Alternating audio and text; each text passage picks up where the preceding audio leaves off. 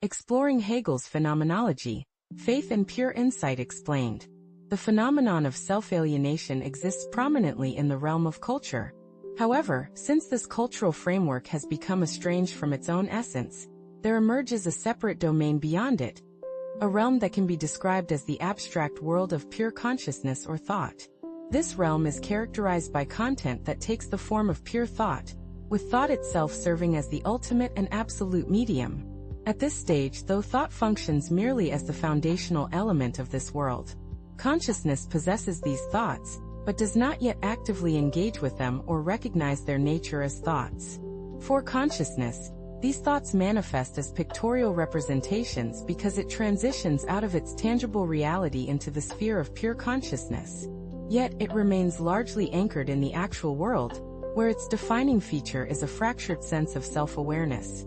This self-awareness represents only an implicit unity within pure consciousness, a truth known to us as observers but not to the consciousness itself. Thus, this elevation of consciousness is immediate and incomplete, as it has not yet fully realized itself internally. It still retains within it the opposing principle that conditions it, without having gained mastery over it through the process of mediation. Consequently, the essence of its thought holds value for it, not just as an abstract concept existing in itself, but as a shared actuality. This actuality has been elevated into another dimension without losing its specific character, which transcends mere thought. It's crucial to differentiate this essence from what is referred to as the in itself in Stoic consciousness. In Stoicism, what mattered was primarily the structure of thought itself, regardless of any external content borrowed from the real world. On the other hand, the consciousness we are examining here places no emphasis on the mere form of thought. This distinction is fundamental when compared to the in itself of virtuous consciousness, where essence, despite being connected to the real world and representing the core of the world itself, initially appears as a non-actual essence. In contrast, the essence under discussion, though situated beyond the tangible world, is regarded as an actual essence. Similarly, the inherent goodness and justice found in the domain of legislative reason, along with the universal principles adopted by consciousness and used to test laws, lack the quality of actuality. Therefore, pure thought, while seemingly detached, remains embedded within the cultural world as part of the alienation process. It serves as the criterion for evaluating good and evil in an abstract manner. Having undergone the evolution of the whole system, it has acquired the dimension of actuality and consequently substance. Nevertheless, this actuality pertains solely to the essence of pure thought, not to the actual consciousness. Although it ascends into the realm of thought, it does not yet register as a thought for this actual consciousness. Instead, it exists beyond its tangible reality, representing an escape from that reality. In paragraph 527, Hegel embarks on a new segment of the work, specifically focusing on the spirit section. This segment, consisting of only 11 paragraphs, might be seen as concluding the subsection on spirits that we have been exploring. We have delved into the dynamics of culture and the alienation it engenders, and now we are transitioning into something somewhat novel, though not entirely unprecedented. As we will observe in both this paragraph and the subsequent ones, there are numerous references and allusions that tie back to earlier ideas. In this next portion, we're picking up threads from our earlier discussion while also venturing into new territory. Hegel titles this section Faith and Pure Insight. By pure insight, he means a kind of deep understanding of reality that aims to go beyond the surface appearance of things, what philosophers call the phenomenal world. Yet, as we'll see, we don't completely break free from that world. Alongside insight, Hegel introduces faith, or belief, as a fresh stance for both individual consciousness and self-consciousness. Remember, throughout the phenomenology, Hegel traces the evolution of consciousness, driven especially by self-consciousness's hunger for recognition. Consciousness wants to know itself, and its relationship to the world it lives in. Here, Hegel suggests, we attempt to move beyond the ordinary world, even though we can't totally escape it. There's a lot packed into this shift, so let's dive deeper. Looking back at the previous 10 or so paragraphs, Hegel spoke of the spirit of self-alienation, inhabiting the realm of culture. By this he meant that the refined, sophisticated consciousness found in our cultural institutions has become alienated from its own essence. And everyone within that culture is, whether they realize it or not, similarly alienated. When something is alienated from itself, Hegel says, it casts a shadow beyond itself, an unreal domain of pure consciousness or pure thought. This creates a kind of polarity. On one side, the real, lived world of culture, on the other, the unreal realm of thought or ideas. You might be tempted to think of Plato's world of forms or some strict idealism, but Hegel's pure thought isn't exactly that. It has its own character, which we'll unpack. Hegel goes on to say that, in this unreal domain, the content is in the form of pure thought, and that thought itself is its absolute element. At first glance, it seems we've taken a big leap forward. Consciousness has advanced to engage with pure thought. But Hegel cautions that this is an initial, almost naive stage. Consciousness holds these thoughts, yet it does not truly think them. That might sound odd. How can you have a thought you're not actually thinking? Here Hegel introduces the notion often translated as picture thought, Vorstellung, or representation. This is thinking in images, sometimes complex mental pictures or rough schemas, that haven't yet been shaped into fully developed concepts or notions. Put simply, consciousness is surrounded by these mental images, but it hasn't yet grasped them conceptually. It hasn't enacted the full process of thinking that would transform images into clear, self-aware concepts. Later on, through genuine insight, consciousness will learn to recognize and think these representations properly. For now, though, these thoughts hover in a kind of preconceptual state, an important stepping stone on the path to true self-understanding. Many individuals are often unaware that their thoughts exist as representations within their consciousness, manifesting as mental images or concepts. These thoughts may seem sufficient to them, because they momentarily step outside their immediate reality, and into a realm of pure consciousness. However, they generally remain tethered to the actual world, which is characterized by its determinate nature. This disrupted state of consciousness, while it may appear to transcend the cultural realities of the actual world, still relies on importing content, such as representations, images, or ideas, from that tangible world into the abstract realm of thought. This process is crucial for making sense of their experiences, yet they remain oblivious to the fact that this reliance undermines their own cognitive activity. The philosopher Hegel points out that this disrupted consciousness is only implicitly aware of its own essence as pure consciousness. It has not yet fully developed to the extent necessary for true self-awareness. He emphasizes that we, as observers, have a unique perspective on this evolving self-consciousness, which the individual in question does not recognize. This situation highlights a significant distinction. While we understand the nature of this self-awareness, the individual does not. Hegel further explains that this consciousness is in a state of immediate elevation, a state it has not yet fully achieved within itself. It still harbors an opposing principle that conditions its existence. This opposing principle is derived from the actual cultural world, which influences its thoughts and perceptions. For instance, it grapples with concepts such as good versus bad, noble versus ignoble consciousness, and the dynamics of wealth and power. Additionally, it carries its own sense of alienation, which is also transposed into the abstract realm of thought. To illustrate this point more broadly, we can reflect on a philosophical dilemma that has been posed by thinkers like Plato, Kant, and even Hegel's contemporaries, such as Schopenhauer. They questioned how we can discuss this abstract realm of thought, often referred to as the intelligible world, without relying on the language, frameworks, and experiences derived from the actual world we inhabit. Hegel noted that our consciousness is shaped by the metaphors and concepts we draw from our lived experiences. In the 20th century, this awareness became particularly pronounced, revealing how deeply our metaphors influence our understanding of transcendent ideas. Returning to Hegel's argument, he asserts that the essence of thought, or its fundamental nature, is intricately linked to these cultural influences. This connection underscores the complexity of our cognitive processes and the ongoing interplay between our thoughts and the world around us. When we delve into the realm of thought, we find that its value lies not only in its abstract form, but also in its connection to the real world. In other words, the thoughts and ideas we have are not just mere abstractions, but they are rooted in actuality, in the world around us. This is crucial because it means that our thoughts are not just fleeting notions, but they are grounded in reality. Furthermore, this actuality is not just a product of our minds, but it is something that exists independently of our thoughts. To illustrate this point, consider the concept of a chair. A chair is not just an idea in our minds, but it is a physical object that exists in the world.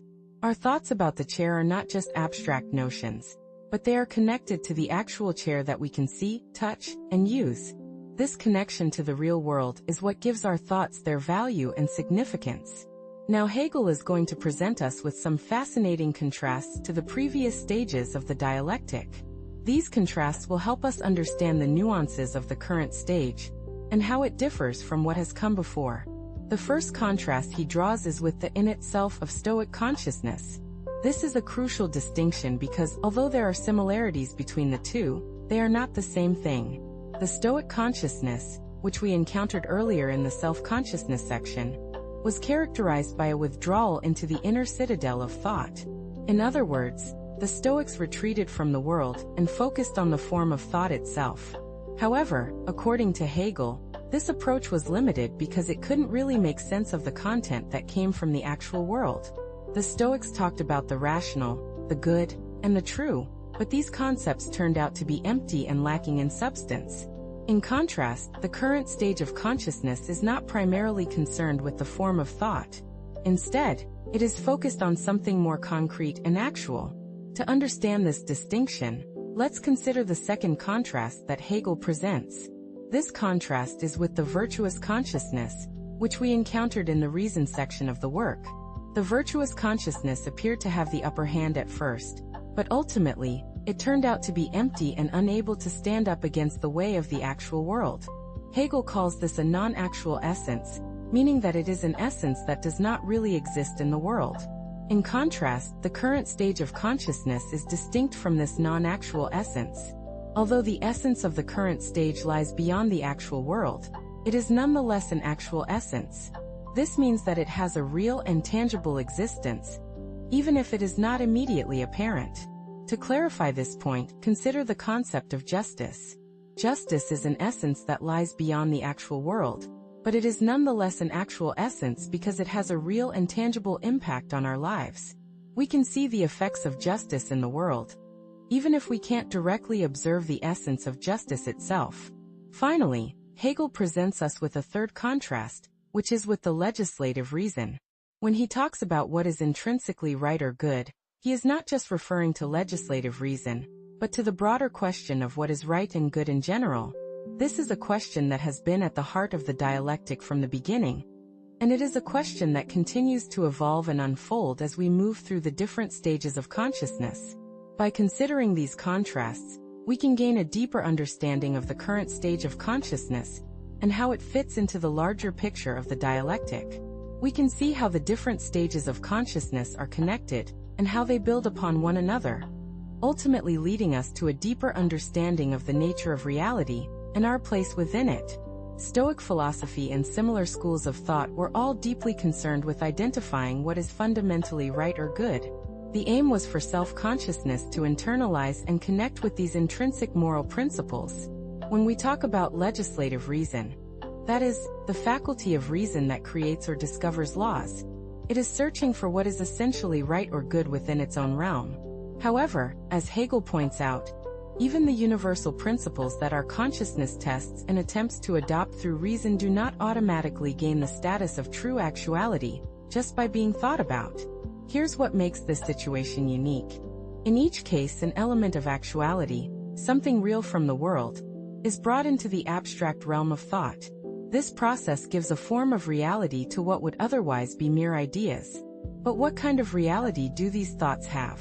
It's the type of actuality that emerges from our mental images and storytelling, essentially, from our ability to think in pictures or narratives. Previously, pure thought existed within the cultural world itself, acting as a standard for judging what is good or bad in the abstract. However, after passing through the complex processes and challenges of culture, this thought is enriched. It accumulates actual experiences and content, transforming into something new and more concrete. But this transition raises important questions.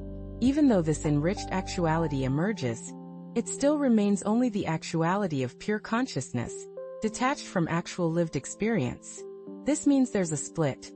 Although these thoughts are now elements of reason, they don't yet function as thoughts that belong to actual, practical consciousness. Instead, they seem to exist outside the individual's direct reality. Hegel describes this as a kind of misrecognition. Consciousness believes it is moving toward a new goal, but in reality, it has already projected its destination into this abstract, imagined world of thought. This leads us to consider how these ideas will evolve. The path forward involves exploring the next series of paragraphs, particularly those focused on religion. Here, Hegel is clearly referring to religion as it appears within this specific cultural context, a faith that belongs to the broader world of culture. At this point, religion has not revealed itself in its full and true form. We've already encountered religious experience in earlier shapes within the phenomenology, such as the unhappy consciousness, where faith appeared as an insubstantial process within consciousness, or in the ethical world, where it took the form of belief in an underworld. In those cases, religious consciousness wasn't just faith in something abstract or detached from reality. It often had a direct, immediate presence, such as the role of family in the ethical community. However, in the current context, religion emerges from cultural substance but becomes pure consciousness that is somewhat alienated from actual worldly experience.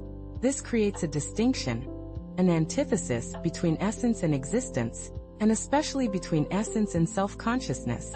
As a result, religion at this phase remains essentially a matter of belief, not direct experiential reality. In the following much shorter paragraph, number 528, Hegel introduces further distinctions between this present stage and earlier dialectical phases in the phenomenology. He elaborates on how these transitions clarify the development of consciousness, helping us understand the evolving relationship between thought, culture, and faith. As we delve into this new section, we're introduced to a distinct shape that emerges, which we'll refer to as the Gestalt. This Gestalt reveals to us that we're essentially exploring the realm of religion, specifically the faith that belongs to the world of culture. It's a world that we've come to understand as alienating, where self-consciousness finds itself in a state of disconnection. This can occur in two ways. Either as a surprise, because it should have known better, or as a result of a jaded self-consciousness that has come to this realization. From here, it transcends into what we're referring to as faith or belief. Hegel emphasizes that the religion we're encountering at this point is the faith that belongs to the world of culture, but it doesn't yet appear as it truly is in and for itself. This is a crucial point, as Hegel believes that religion is just one step away from philosophy in the development of consciousness. You might think that Hegel is outdated, stuck in the mindset of the Middle Ages or the 17th, 18th, or early 19th century, especially if you don't hold any religious beliefs or are hostile towards them. However, Hegel was well aware of the secular world and its implications. While he acknowledges the problems associated with religion, he also recognizes its importance in the development of consciousness. In fact, he's discussed this in previous sections, such as the unhappy consciousness. Hegel's perspective on religion is not about some vague, universal sense of spirituality, but rather about the specific, historical conditions that shape religious consciousness. To truly understand where religion appears as it is in and for itself, we need to progress further into the realm of spirit, and eventually reach the penultimate section of the book, which is dedicated to religion. Even then, we'll see that religion works its way through various shapes before reaching its final form, the absolute religion. Hegel highlights two key contrasts to clarify the type of religion we're dealing with. He notes that we've already encountered religion in other characteristic forms, which means we're not looking at religion in its absolute essence, or as the only possible way it can exist. Instead, we're exploring one of the many shapes that religion can take. We've examined several of these shapes throughout our journey, but the main ones Hegel has discussed so far are the unhappy consciousness and other historical manifestations. The unhappy consciousness, which we explored in the self-consciousness portion, was a shape of the insubstantial process of consciousness itself. What Hegel means by this is that the unhappy consciousness represents a particular stage in the development of consciousness, where it's still grappling with its own nature and relationship to the world. As we move forward, we'll see how religion continues to evolve and take on different forms, ultimately leading us to the absolute religion. By examining these various shapes and stages, we can gain a deeper understanding of Hegel's philosophy and the role that religion plays in the development of consciousness. Consciousness, in its essence, is constantly striving to reach beyond itself, seeking to connect with an absolute reality. This dynamic can be illustrated through various concepts, such as the eternal, the divine, or the relationship between God and humanity. Feel free to choose any example that resonates with you. This connection can manifest in numerous ways, including acts of worship, prayer, or other spiritual practices, yet the underlying dynamic remains consistent across these different expressions.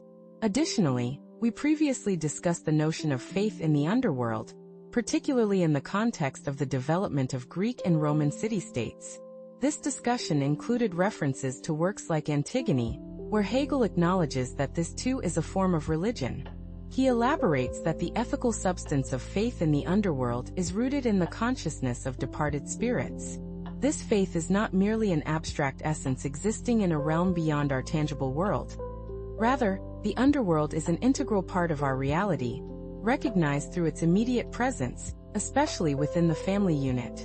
What we are exploring here is distinct from both the underworld and the divine.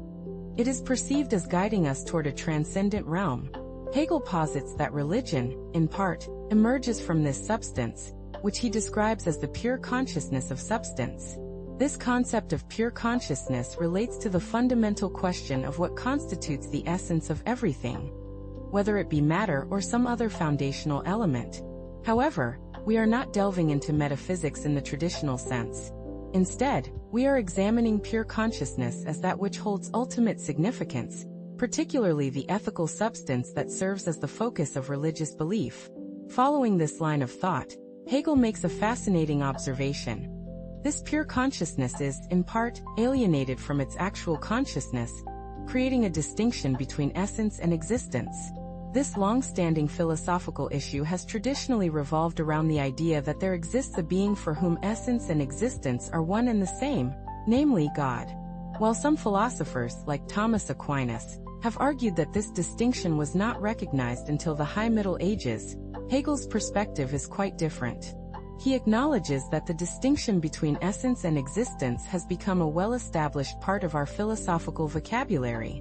Moreover, Hegel introduces the concept of an antithesis, or opposition, within consciousness itself. He notes that this is no longer merely an insubstantial process, but retains the characteristic of an antithesis, an expression of opposition to what is actual. It is important to recognize that Hegel refers to actuality in two senses, one being the general actuality of the world, and the other being a specific antithesis to self-consciousness. In this context, consciousness inherently contains an opposition to self-consciousness, leading Hegel to conclude that this dynamic is fundamentally a belief. This conclusion arises from the notion that something is indeed being believed in, as one might say. Imagine religion as a diverse landscape with multiple paths, each offering a unique journey. One of these paths is the concept of transcendence, which can be thought of as an escape route, a way to rise above the everyday world and connect with something greater and more profound. This idea stands in stark contrast to other religious perspectives, such as the unhappy consciousness or beliefs centered around the underworld. To break it down, the unhappy consciousness refers to a state of inner conflict, where a person feels divided between their earthly desires and their spiritual aspirations. On the other hand, faith in the underworld focuses on the realm of the dead and the mysteries that lie beyond life. Each of these perspectives, transcendence, the unhappy consciousness, and faith in the underworld, represents a distinct way in which religion has evolved over time. For example, some traditions emphasize transcending the physical world to achieve enlightenment, while others focus on resolving the tension between the material and the spiritual. Still others delve into the mysteries of the afterlife, exploring what happens after we leave this world. Understanding these differences can help us appreciate the rich tapestry of religious thought and how it shapes human experience.